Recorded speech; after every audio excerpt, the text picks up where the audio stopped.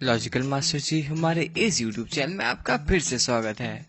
दोस्तों, आज हम आपके लिए 6 मजेदार और जासूसी पहेलियां लेकर आए हैं। तो चलिए आज की पहली पहेली के साथ शुरू करते हैं। आप एक जेल के कैदी हो। नहीं, असलियत में नहीं, आपको ये अनुमान लगाना है कि जी हाँ, आप इसमें एक जेल में कैदी हो और यहाँ पे आपके सामने 2 कैदी और हैं। आपको किसी भी तरीके से इस जेल से भाग निकलना है। आप उन दोनों कैदियों से पूछते हो कि यहाँ से कैसे बाहर निकला जा सकता है। तो दोनों कैदी बताते हैं कि हम दोनों यहाँ से पहले भी भागने की कोशिश कर चुके हैं, लेकिन हर बार हम लोग यहाँ पे पकड़े जाते हैं।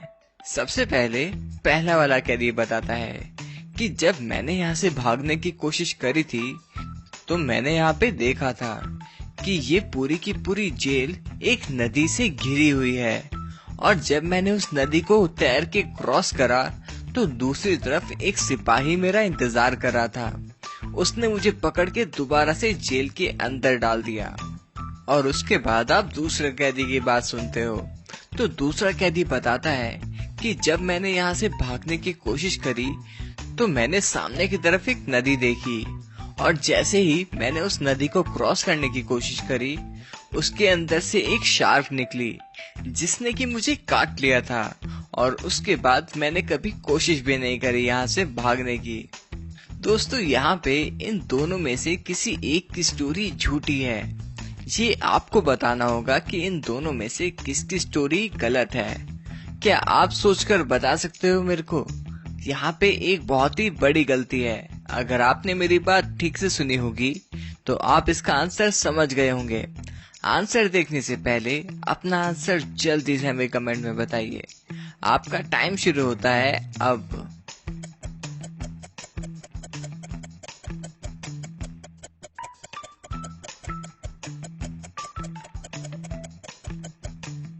तो चलिए इसका आंसर देख लेते हैं।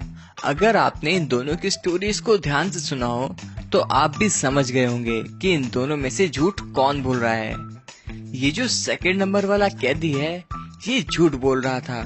इसने हमें बताया था कि जब इसने यहाँ से भागने की कोशिश करी थी तो नदी में शार्क ने इसे काट लिया था।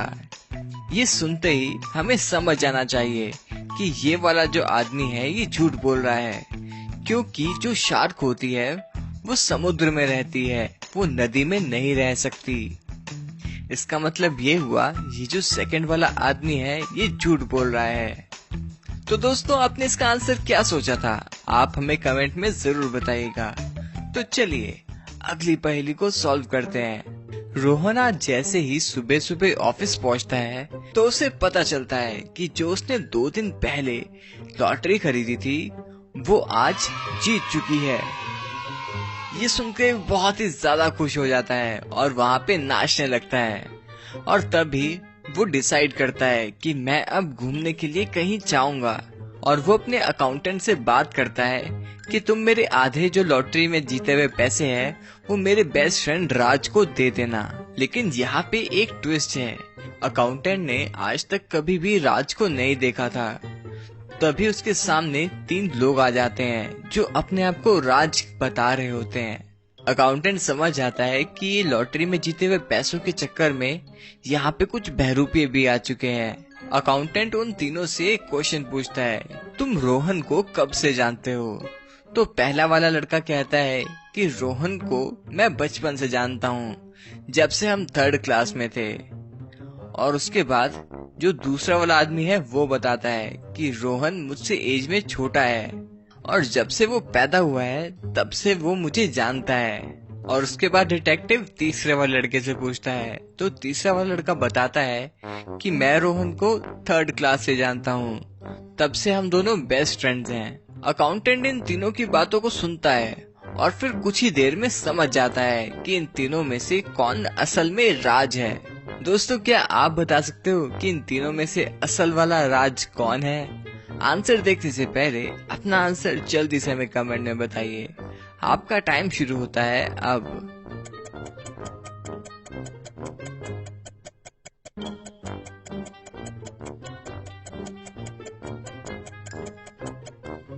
तो तो चलिए इसका आंसर देख लेते हैं। इन तीनों में से ये दोनों बहरूपिये हैं और जो ये वाला लड़का है यही असली राज है। लेकिन ये हमें कैसे मालूम चला? अगर आप ध्यान से देखोगे तो यहाँ पे जो इसने हाथ में ब्रेसलेट पहना है इसके ऊपर आर बना हुआ है। इसे देख के अकाउंटेंट समझ गया कि ये वाला जो लड़का है ये ही असल में राज है। दोस्तों, अगर आपने भी ये आंसर सही दिया है तो इस बात पे एक लाइक तो बनता है। जरा मुझे भी पता चले कि कितने लोगों ने इसका आंसर सही से दिया है। तो चलिए अगली पहेली सॉल्व करते हैं। रिया घर पे अकेली होती है और वो घर पे बैठ के कुछ हॉरर मूवीज देख रही होती है। वो मूवीज देखते देखते इतना ज्यादा खो जाती है कि उसे सामने से दो हाथ आते हुए दिखते हैं जो कि उसे टीवी के अंदर खींच लेते हैं। रिया को वो हाथ एक भूतिया घर के अंदर खींच लाते हैं। घर के अंदर रिया को एक अजीब सा आदमी दिखता है जो कि रिया को बताता है कि मैं यहाँ पे लोगों को टीवी में से खींच लेता हूँ और फिर उन्हें मार देता हूँ। लेकिन उनसे सबसे पहले मैं एक क्वेश्चन पूछता हूँ, अगर वो उसका आंसर बता देते हैं तभी मैं उन्हें जाने देता हूँ। लेकिन आज तक किसी ने भी उसका सही आंसर नहीं बताया है। अगर तुमने उसका आंसर बता दिया तो मैं तुम्हें यहाँ से जाने दूंगा, लेकिन अगर तुम्हारा आंसर गलत हुआ तो मैं तुम्हें यहाँ से कभी भी जाने नहीं दूंगा। रिया को उस आदमी की बात माननी पड़ती है क्योंकि अब उसके पास और कोई ऑप्शन है भी नहीं। तो वो आदमी रिया से क्वेश्चन पूछने शुरू करता है। सबसे पहली पहली पूछता है, मैं चींटी जितना हूँ, मैं हाथी जितना हूँ, मैं चीते जितना तेज भी दौड़ता हूँ और मैं हर जगह होता हूँ, बताओ मैं कौन हूँ? तो दोस्तों, क्या आप इसका आंसर सोच के हमें कमेंट में बता सकते हैं? आपको इसका आंसर देने के लिए 10 सेकंड का टाइम मिलेगा, तो जल्दी से अपना आंसर सोच के हमें कमेंट में बताइएगा। आपका टाइम शुरू होता है अब।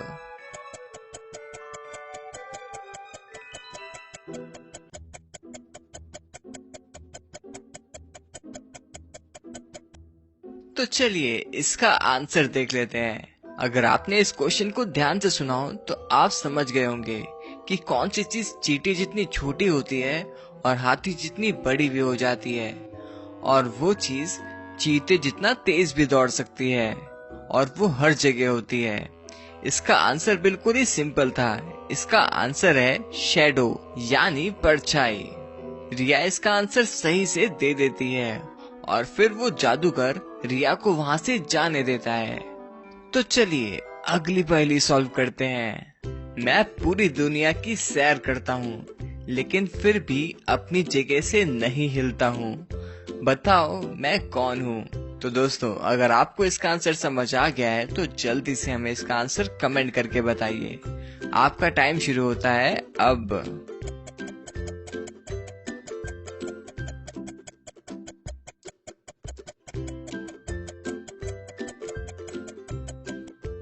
दोस्तों, इसका आंसर है स्टैम्प, जो कि चिट्ठी पे साइड में लगा रहता है और वो पूरी दुनिया की सैर करता है लेकिन फिर भी अपनी जगह से नहीं हिलता है। तो चलिए अगली पहेली सॉल्व करते हैं।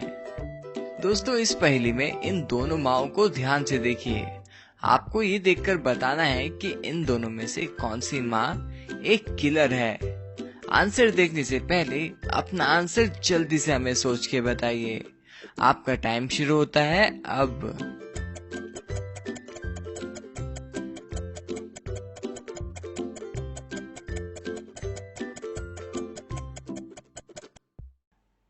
तो चलिए इसका आंसर देख लेते हैं। दोस्तों, अगर आप सबसे पहली वाली माँ को देखोगे तो यहाँ पे ऐसा लग रहा है कि इसके चाकू पे खून लगा हुआ है, लेकिन ऐसा नहीं भी हो सकता क्योंकि पास में ही कुछ टमाटर भी पड़े हुए हैं। हो सकता है इस माँ ने अभी कुछ देर पहले ही टमाटर काटे हों, जिसका कलर थोड़ा सा इस चाकू पे चिपक गया हो।